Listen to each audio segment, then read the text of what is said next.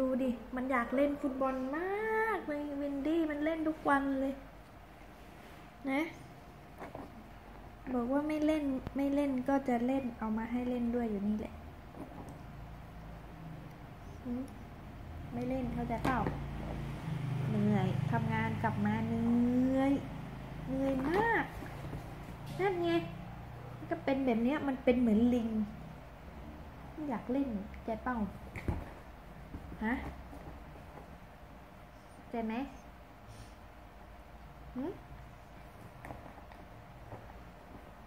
จะเล่นอะไรทั้งวี่ทั้งวันเลย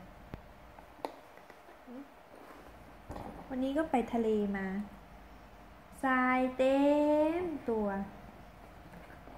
เต็มเป็นขี้ตาเลย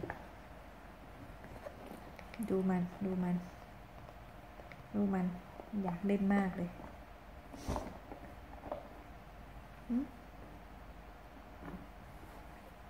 อยากเล่นเนาะอยากเล่นเนาะฮะอยากเล่นใช่ไหมไม่มีเพื่อนเล่นเลยฮะ